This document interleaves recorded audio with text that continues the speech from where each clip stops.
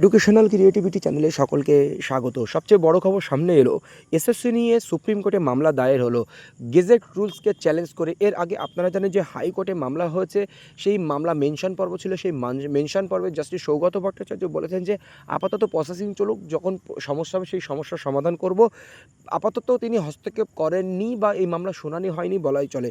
কিন্তু এইবার সুপ্রিম কোর্টে মামলা হলো টিচিং এক্সপিরিয়েন্স থেকে শুরু করে বা 20% ইন্টারভিউয়ের নাম্বার বা এজ রিল্যাক্সেশন, সমগ্র একটা বৃহত্তর স্বার্থে কিন্তু এই মামলা দাখিল হলো সুপ্রিম কোর্টে। তো এই মামলা কী জন্য মামলা হলো, কারা মামলা করলো, শুনানি কবে, বিস্তারিত এই ভিডিওতে আপনারা দেখতে পাবেন। সেই জন্য ভিডিওটি না কেটে শেষ পর্যন্ত দেখবেন। আর আমার চ্যানেলে নতুন হলে অবশ্যই চ্যানেলটি সাবস্ক্রাইব করে বেল আইকনটি প্রেস করে পাশে থাকবেন।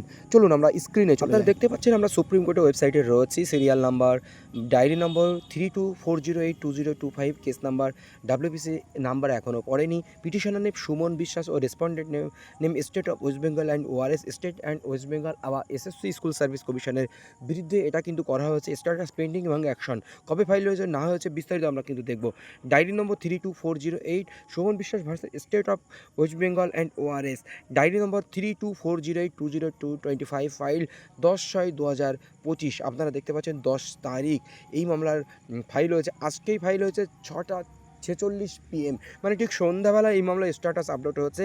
কেস নাম্বার এখনও পড়েনি, সিএনআর নাম্বার এসছে। প্রেজেন্ট বা লাস্ট লিস্ট কবে আসবে সেটা আমরা জানতে পারবো।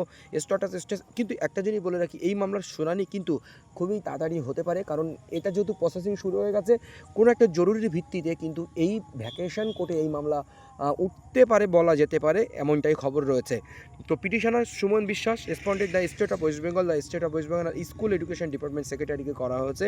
পিটিশনার অ্যাডভোকেট জাগরতী সিং এবং রেসপন্ডেন্ট অ্যাডভোকেট এখনও নাম আসেনি। আর এখানে বিস্তারিত আসলে যখন আপনাদের জানানো হবে। কিন্তু একটা কথা আপনাদের মনে করিয়ে দিই, যে আপনারা দেখেছেন যে এসএসসি যে রিক্রুটমেন্টও হচ্ছে, সেই আগের রিক্রুটমেন্টের সঙ্গে এই 2025 রিক্রুটমেন্টের অনেক কিন্তু ডিসক্রিমিনেন্সি রয়েছে।